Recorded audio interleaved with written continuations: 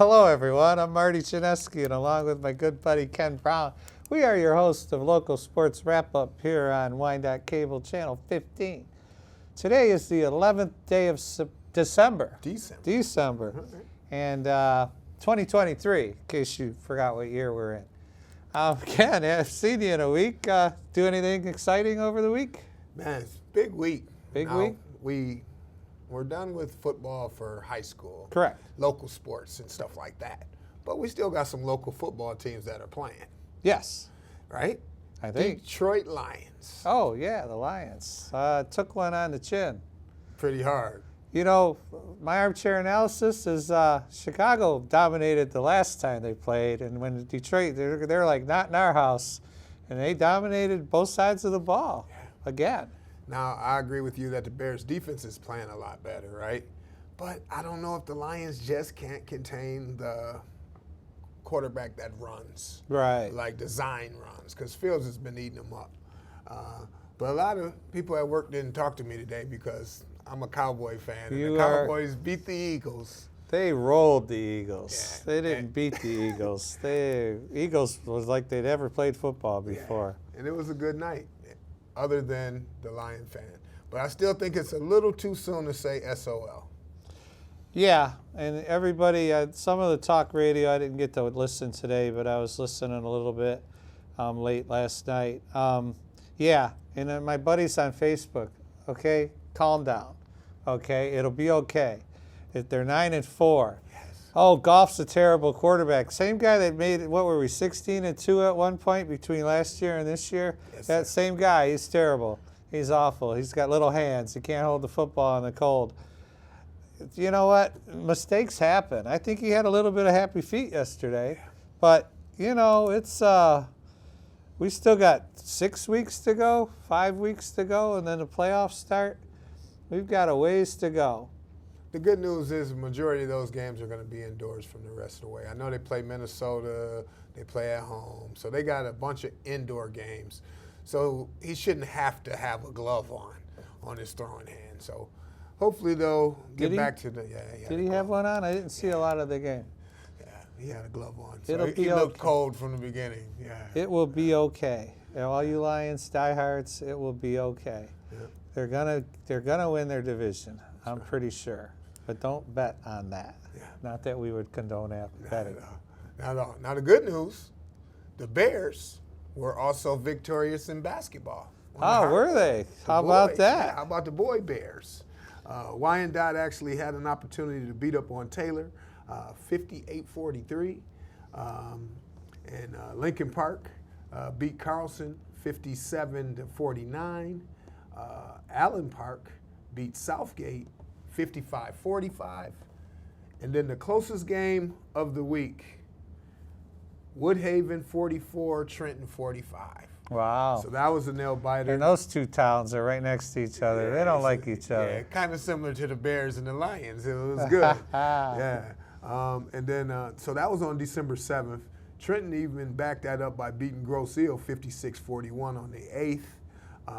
And then this week on the hardwood, Wyandotte, right now as we speak, they're playing Riverview. And then tomorrow, Wyandotte plays New Boston Huron. And so on the Tuesday action, you also got Allen Park going against Woodhaven, Edsel Ford going against Taylor, Lincoln Park going against Southgate, and then Trenton versus Carlson. So coming full circle, the Bears boys win twice so far this week. Well, they won one, and they're going to win two tonight. And then we'll see how that goes. And the girls, not so fortunate. Their season kicked off on December 5th. They played Grosse Ile. Grosse Ile took care of them 40-29. And I don't know where that game was. And then on the 7th, they played New Boston Huron. And that one was a tight one. That one was 47-45. That's a good So game. they were one basket from getting to overtime. And hopefully they had the last shot. Yeah. Or the other team didn't and won it with their last shot. Yeah, there were other scores. I mean, Riverview took care of Trenton, 61-45. That was on the 7th. And that would be last Thursday. Lincoln Park lost to Redford Union 29-28. Grosville lost to Carlson 35-32. So after Grosville took care of Wyandotte, they turned around and lost. Taylor took care of Robershad 40-36. And then in Fordson took care of Allen Park. And this has got to be a misprint. It says 48-3. I hope that's a misprint. Yeah. Yeah. The Lady Bears are playing tomorrow night. They are playing against Carleton Airport, and I wish I could tell you where. It's at Carleton Airport. Oh, is it? Yes, sir. Ah. Yeah, they play at Carleton Airport. The girls' schedule, they got a busy schedule. Now, we know that school's going to be out pretty soon, but what they got the girls doing this week, the girls play Carleton Airport on the 12th. They play Lincoln Park at Wyandotte on December 15th. And then they play Southgate on December 19th at Roosevelt. And then the 21st, they play Woodhaven at Roosevelt. So they got a bunch of games here in the next couple weeks. And then the 22nd is Friday, and then that's their 2-week break. It starts after Friday, yes. Because the boys swim, same thing. I mean, at 12-12, they're going to be at Garden City. Because the ladies swimmers just finished up. Now the boys take over. 12-19 versus Dearborn at Roosevelt. And then on the 21st, that would be Thursday, they'll be at Flat Rock. So the boys swim team will be cruising along then. But I do have a little note about a female swimmer from Allen Park. Actually, the coach, Paul LaCroix, he's been coaching 40 years. Wow. Now, I'm 64 years old, believe it or not. And that's a lot of coaching. But when and I didn't have we didn't have kids until I was 40. So I mean, organized, maybe I was 46. So I've been coaching something or other for about 18 to 20 years, right? Right. But I also coached little kids before I had kids. I did some I-program hockey stuff and, that kind of thing. But I never, that was the only organized learn to skate kind of stuff that I was involved in. My ex-wife Cindy was a hockey player, and I helped coach their team when they were all 20-year-old women and they needed somebody to stand behind the bench and take abuse from the referees, And parents. And not that they ever listened to me. Try to tell a bunch of 20-something women what to do. Yeah. Good luck with that. But me and a couple buddies, a couple other hockey husbands really ran the show. I got You need someone to open the doors for him on either end and one guy to stand behind a bench and look like he's in control. Yeah. But so I did some coaching before that, but really it never really got started till about 16 years ago. Yeah. Maybe 18. Yeah. 16, yeah. Somewhere in there. No, that's good, man. But anyway, this is Paul LaCroix, 40 years. He had a diver, qualified third in the regionals. Okay. Her name, Amelia Lukey, and she's a senior. And then she finished 12th place at the championships over there, what they had in Holland for the D2. Okay. And we had last week we talked about the Wyandotte, diver that did all right. Won the league. Well, actually, the lady swimmers for Wyandotte did win the league. They won the Downriver League. No. So that Congrats was to cool. Coach LaCroix. If you think about it, Coach, all the time that we spent coaching, and I was similar to you. I started coaching when I was probably 19 years old, just to stay out of trouble. When I came home from college, my uncle made me help him coach Little League Baseball. And it was fun. So you get interested in it, and then you do it because the love is obviously not for money. I've spent way more money on the kids that I've coached than money that I've received for coaching. Oh, yeah, without a doubt. Yeah, but it's just, I think it's a very special thing, so that's good that they're saluting him as his diver gets her glory for finishing 12th. We had a few, I could say this, we can talk bowling in a minute. I have some mention of Tegan Case, a young boy bowling in a kids league, shot a 300 game, 12 years old. Wow, congrats. Now, that's not in the Guinness Book of Records by no means, but that is an accomplishment. He's probably, I hope he's a Wyandotte kid and going to be bowling for the Wyandotte Bears there in 2 years. Yeah. That's pretty cool. No, that's nice. And I'm not even sure what league, because the Indian Lanes used to have a really good kids league, and they don't have anything on Saturday anymore. But it could have been at Score. Score's got a nice kids league going for all ages. I know, but that's a pretty good accomplishment. 12 years old. Coach, that accomplishment to me means so much more than what you're talking about. I grew up in I know you grew up bowling, but I grew up in a bowling kids league, right? And you get a piece of pizza, a soda, and 3 games. Yep. And I'm playing Pac-Man down there on the game, and they're yelling down the lane. It's your turn. It's your turn. You got to run down, throw a ball, and then you try to get back to your video game. So that was how I grew up with bowling. So to see a kid that's 12 years old to take it so serious is that's really cool. And for the record, Wii bowling is nothing like real bowling.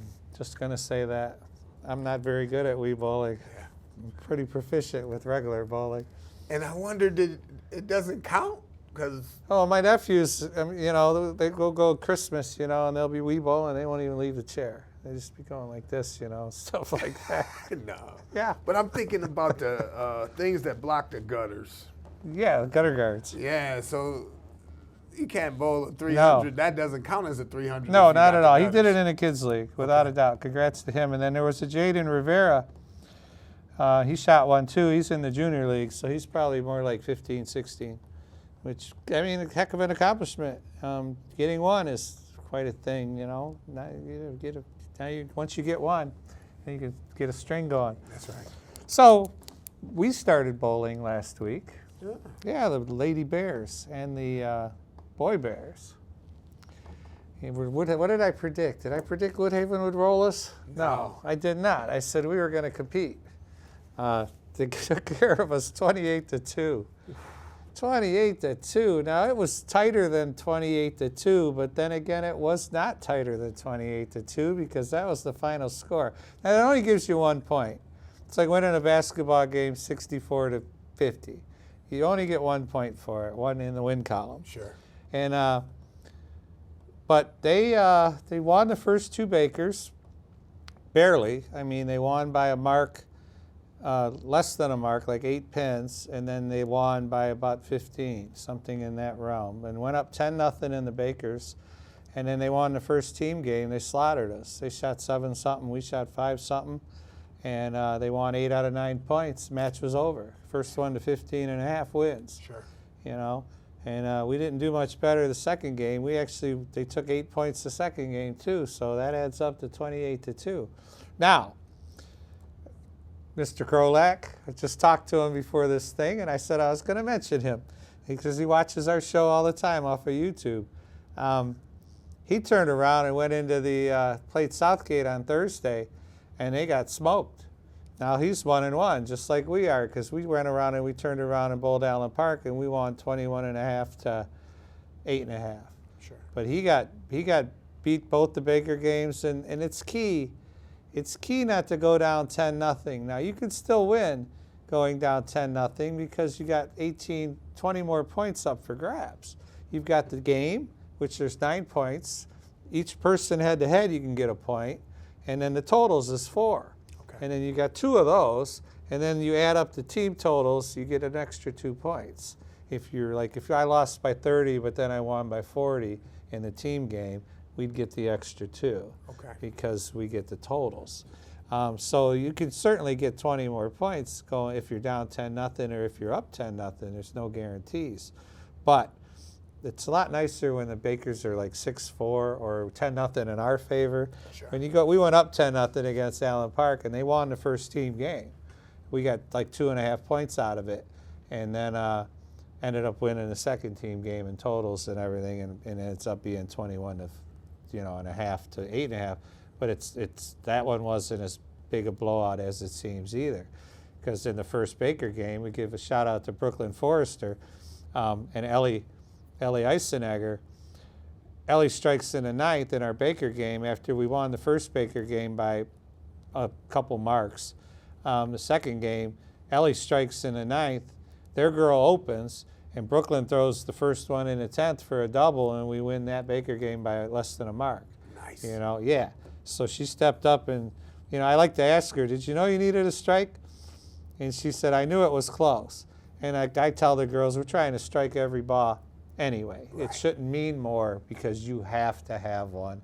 You should want, I say treat every frame like it's the first frame, where there's no pressure on you and you're just getting the ball off your hand real clean.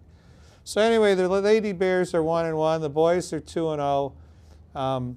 They're rolling along, I think, pretty well. Jerry says he's having a hard time finding a 2 spot. So am I. I mean, I've got 7 girls. I'm trying to find which one's going to catch fire. I got 4 pretty solid, and then the other 5th spot is up for grabs between 3 kids, On a weekly? Yeah, until I see who can, be consistent. That's what we tried to practice today. I said, you ladies, we had a tournament. We had the big Huron tournament, and we get paired up first match. You're going to bowl 4 Baker games in 1 spot, and then you're going to bowl move right, and the team in the left lane moves left, and then you catch more teams. And then we had to bowl a team game and a team game, and then they take it from there. We get matched up with Westland John Glenn, okay, powerhouse. And we shoot 150, the Bakers out the gate, and they don't even break 100. They are not getting it together. Their coach gets them huddled up, and it's like, let's get it together. And the very next game, we don't have a mark. We shoot 85. Ooh. We don't have a mark, and they shoot like 180. And they're throwing it good, but we can throw it good. And when it was all said and done, we were 12th out of 24 teams. Top 8 get into the roll-off. And we were 82 pins from making the number. Okay. But we bowled 14 games, 4 Bakers and 2 team games. And all I needed, and I explained this today at practice, all we needed was 2 marks a girl. 2 more spares out of each girl, and we're in the number by 40 pins. A mark's 10 pins. Let's say it's only 9, but it's 10. So that's, 120 more pins. Then we're in the number by 40. Yeah. And, we didn't have a mark in a Baker game. All 5 girls missed twice. Another game we bowled Baker, that my anchor man was the only one to mark. I couldn't explain what was going on. I know it could be nerves for the freshmen. Sure. But some of my girls have been doing this a couple of years. So, we chalk it up as a bad day. But I wanted them to know, and you touched on this earlier, that they are just as good. Had we gotten, I figured out that we had gotten about 5 or 6 marks out of every girl. Okay? We had one girl, Ellie Eisenegger, she shot 400 for the 2 team games. She had 190 and 2 team. She bowled good, but the rest of the team didn't support. Brooklyn had 150 and like a 130, and everyone else was barely breaking 100. 5, 6 marks per person throughout the 2.5, 3 hours we were there, and we're leading the thing. Now that's not a lot to ask. Let's think about that. Just practice and get your spares, it's not that much. And you were saying earlier that I give them the ability to believe in themselves. Sure. This was the first practice since any of the games. Correct. Because you had a game, then you had a game on Thursday, then you had a tournament on Saturday, right? Right. We practiced Wednesday between the 2. Okay. But you don't want to do a lot because, you don't want to wear them out for the next day. Because we lost 28-2, we worked on some spares. We worked on some corners, 10 pins, and stuff like that. But I think that the cool part is, even though I'm listening to you and it's 28-2, it sounds like a terrible game for you, but at the same time, it's really close. Just like you said, we're 8 points from this game, 2 marks from this game, and 2 marks from here. It's a lot closer than the number sounds. Always. It's a lot closer. So that gives them something to grasp onto. And it was good that they came back after the practice and got a win. Yes. Because now it shows, hey, if we work hard, this can happen. And then the tournament is what it is. There's some of the best. That tournament usually has about 12 teams. And this year they changed the format because it used to be all Bakers. And they changed the format to the regional format where we're going to bowl, except in regionals, you bowl 8 Bakers and then 2 team games. We just bowled 4 and stayed on 1 pair of lanes, where in regionals you bowl 2 Bakers, then you're moving, and it's kind of a all-day affair. This way we could get in and out of there. We started around 2, and I think we were out by like 6. Okay. But we would have been there later if we'd have qualified. But yeah, we're just trying to give them the sense that they can be the best team around. You know, you just can't, the gimmies, I like to call them, you know, a little cluster of bears in, you know, here and here. Just got to learn. I'll swear, you need 4 shots for this game of bowling. You need a pocket strike shot. If you miss the head pin, you need a shot you can hit the left side of the head pin. So that's 2 different spots on the approach if you use the same target. And you need to be able to make the right corner pins and the left corner pins. You can only have to master those 4 shots to be any kind of competitive. Wow. You know, but you have to do them consistently. You know, we practice 10 pins, and some of the girls will make 4, 5, 6 in a row. And then the next time we're practicing, they'll throw 4 or 5 in the gutter in a row. You know, it's just a matter of them getting their confidence up. So anyway, we catch, tomorrow we catch Southgate, who took care of Woodhaven, to see how interesting that is. And then the Lady Bears and the Boys Bears will take on Taylor on Thursday. And they were last year's champs. But I believe they're 0-2 this year, starting, or 1-1. I'm not sure which. So I think the season's going to be interesting. Carlson right now is the only undefeated. No, they're not undefeated. I think there's one undefeated team, and that's Lincoln Park. Okay. That was going into, I think there's one undefeated team. So we're going to have a heck of a season ahead of us. Yeah. It would seem that a rail splitter would be a good bowler, though. Seems like a good nickname for a bowler. Yeah, splitting pins, splitting rails. Yeah. So there's 2 more. There's competitive cheers going to take effect. Enough about my bowling. But 12-16 at Flat Rock. And then on the 21st, they are at Huron. That's all I got about sports for that. Oh, and wrestling. I have wrestling. Okay, I got 12-16, we got Wayne County Championships at Roosevelt. I think that's an annual tournament they host. Yeah. It's the Wayne County Wrestling Championships. Ah, okay. And then 12-20, Southgate and Trenton at Trenton. So that's one of them 3-way wrestling things. And on the 23rd, that's right before Christmas, the Lapeer Duels at Lapeer. Road trip. Road trip.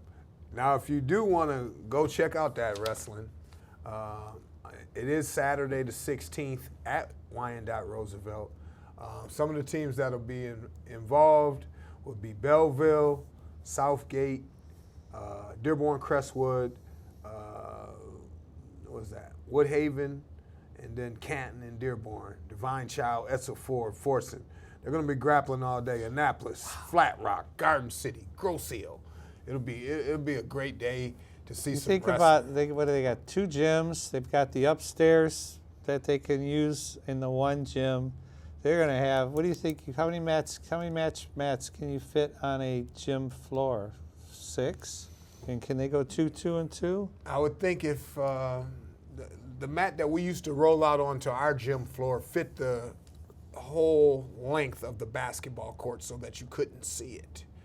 We had a home mat, a wrestling mat. We only had one gym and an upstairs. How many circles on that? Just one? Yeah, it's one Ooh, big wow. one. Oh, okay. One big one, but they could wrestle 2 mats at a time. They could definitely do 2 matches at a time. There was multiple circles, but I guess I'm talking about our logo was in the middle. But there were 2 circles on there. Yeah. That's pretty cool because you would think, like they do, we've done the volleyball things where they take a basketball court and they can almost fit 4, well, 2 for sure. They can fit 2, but sometimes they can fit 4 if they've got enough sidelines. Yeah. Like I remember going to Allen Park and watching 4 matches at once in their gym, which was pretty wild. Yeah.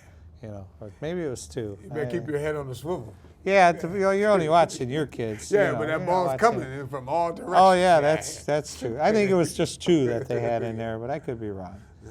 I've been wrong before. Yeah. not recently. No, I had told Mr. Krolak, I said, your team is gonna, I could see the way his team was practicing and the way my team was practicing, and some of these girls hadn't seen each other, you know, in a while, and we weren't practicing correctly. And when we got rolled, that was the first thing I said at practice the next day. I said, you know what, that team is not better than us. You know, I've got a couple new kids, and they're learning, but they're erratic right now. Ninth grader, you don't want to put any pressure on the ninth graders. You know, we've got 2 seniors, a couple juniors that have done it before. They're supposed to carry the team. I will say, though, my Fireball softball pitcher, she two-handed her way to 400 series on Saturday. That's good. But, you know, in the Bakers, she wasn't very good. You know, none of us were, you know. And, yeah, for her to turn it around. And, you know, she likes to play really deep. She has to. And then I moved her to the middle a little more. I said, you know, move right. And then just throw the heck out of it, you know, to be polite about it. I don't swear in front of the girls. Throw the heck out of it. And she started doing that, and man, pins are flying everywhere, man. She was smiling. And that's what I want to see. She so stresses out on everything. But a lot of them do. And it's hard because there's so many failures in the game. You know, like baseball. You know, you hit the ball 3 times out of 10. But you can hit it more than 3 times out of 10, but when it lands. All right, so we got to wrap up. We got 2 minutes to go there, sir. Any plans for this week? I mean, the holidays are coming. I put my tree up yesterday. Now we got to get the ornaments on it. Okay. Yeah, it's slow at the Janeski household. No. Got outside all lit up, though.